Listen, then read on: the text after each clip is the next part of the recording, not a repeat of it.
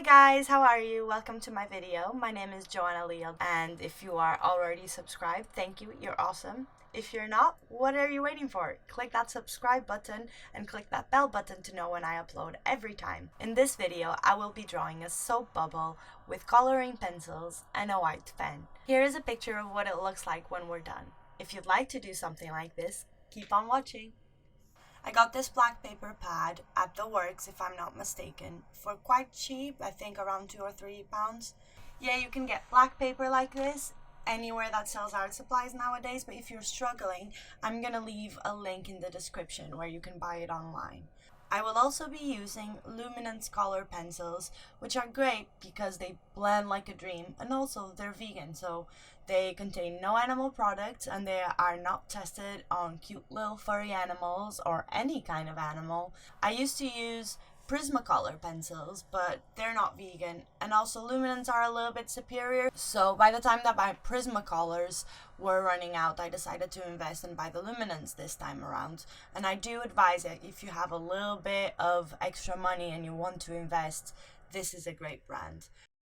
The colors are super vibrant and the whites are really white, and you're gonna see as we draw on the black paper, they really do come through the colors, and it's amazing. We're gonna start by putting our white pencil inside of this compass that allows you to put any pencil in. So we're gonna do it with white, and we're gonna find where the middle is of the paper more or less, and we're just gonna do a circle. If need be, go twice over the line that you need just to make sure that it is in fact a perfect circle and that the compass didn't close or open in the process of doing the first circle.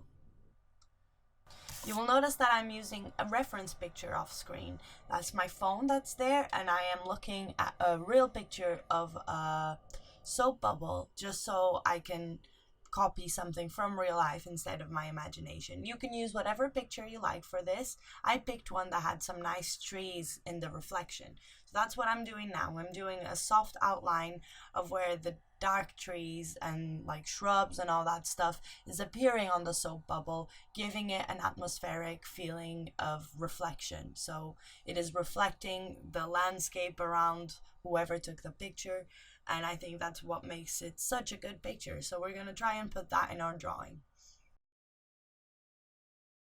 Now that that's done, we're going to take our white pencil, properly sharpened, and we're going to do circle motions in the places where there's color and not darkness. So wherever your light is hitting on your soap bubble, we're just going to put a light layer of white. So we don't want to put too much pressure on the pencil, and we just want to make a base so we can then put the color on, and the color will be bright and pastel instead of being saturated and dark. Remember to keep coloring in circular motions to make sure that everything blends together later. If you just do back and forth motions like little lines, the blending is going to be harder. It's still going to be possible, but it's going to be harder. So I do recommend when you're using coloring pencils, especially oil-based coloring pencils like the luminance, work in circle motions. You can also do some more elongated circles if you are filling a bigger part of the paper, but still make sure that you go back over and circle it with smaller circles just to make sure the blending really is smooth.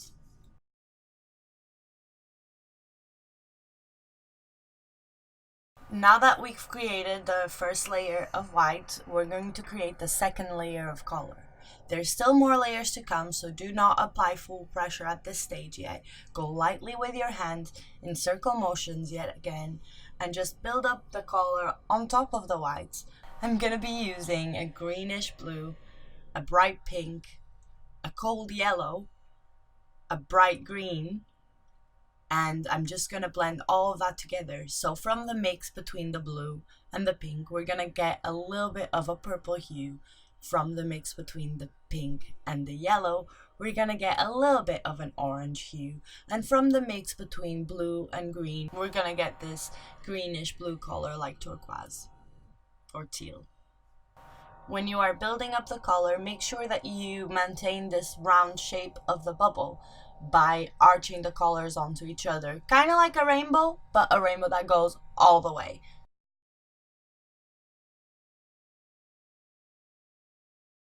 You will notice that my hand is going very light because I know that I will still have at least 2 layers on top of this, and if I apply too much pressure, the pencil will not take on top of each other because it will be burnished on the paper. So we just want to keep a light hand on this stage. You will notice I keep looking at my picture, and I do advise you to do the same. Keep making sure that you are doing the color exactly like it is in the picture so that you will end up with a more realistic final product. Make sure that you put some color in the little white details that you put inside of the trees and shrubs, because that color would also reflect onto them. So we want to make sure that it looks just like it does in the picture, with a little bit of color bleeding onto the dark bits of the image, but that color being a lot more muted and dark than the color that we see in the reflections.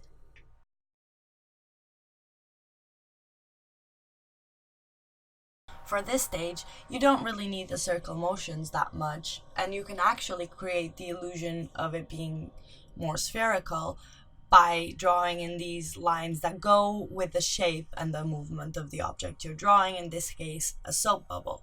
So we will notice that the movement I'm doing with my pencil is quite different to the movement that I've done when I was first giving it that white layer.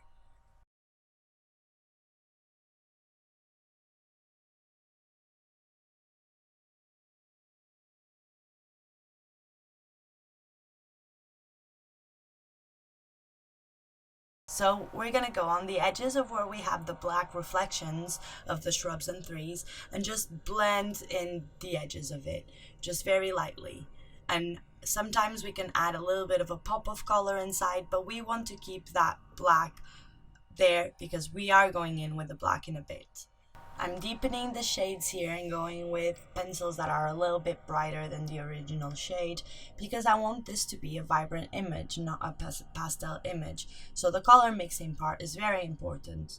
I usually switch between a light version of the color and a very vibrant version of the color to give it some dimension and some fun. Make sure that your pencils are properly sharpened because for these pencils specifically, the sharper they are, the better they go on the page for this stage, which is when we are blending everything together with a white pencil. And at this point, we can put a little bit more pressure in the pencil because we want to burnish it onto the paper. And by that I mean we want to make sure that the paper is fully coated in pencil and that we cannot see little black particles of the paper coming through to the pencil. So what we do now is in circle motions and with a little bit more pressure, blend the first layer of white with the second layer of color into a nice blended color.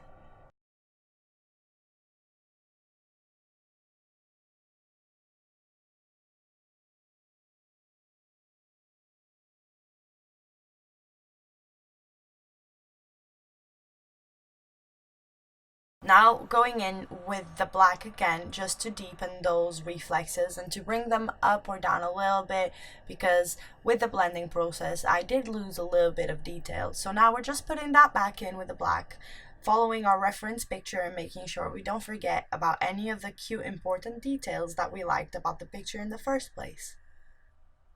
I'm adding those leaves and that little tree texture that we need.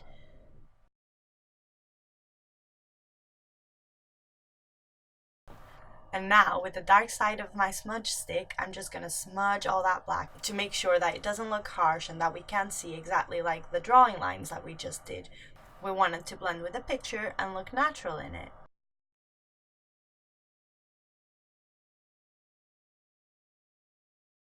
I'm working on the transitions a little bit more. The little finishing touches are what matters at this point.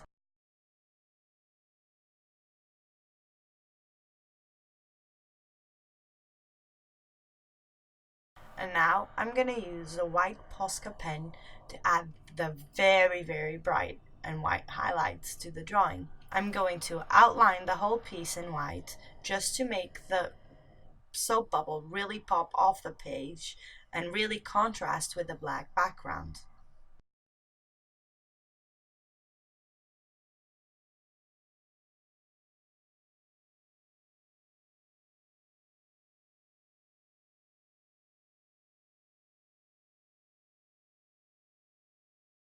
A really neat trick you can do when you're using white gel pen or a white Posca pen is that you can smooth out the highlight with your finger instead of just leaving it as a harsh line. And this really works for this drawing because it gives the idea of little motion reflexes that you may have on your bubble. For example, I do a line that follows the shape of the sphere or the soap bubble, and then I smudge it with my finger in the same direction, as you can see here.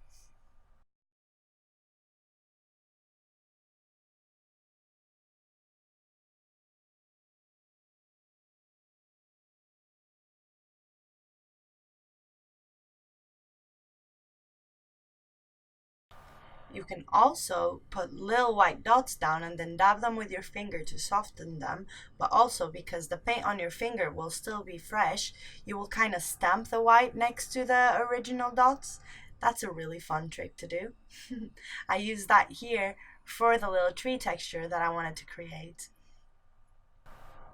Now we're gonna blend some of those white soft highlights that we gave the piece, and we're gonna blend that with a white pencil. What that's gonna do is basically just rub some of the paint off evenly so it doesn't look like the highlights are too harsh, because they aren't harsh in the picture that I'm referencing. So I just want to soften them up a little bit.